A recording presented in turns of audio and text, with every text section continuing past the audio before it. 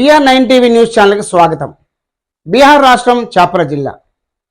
నిన్న చాప్రా జిల్లాలో ఒక విషాద సంఘటన జరిగింది.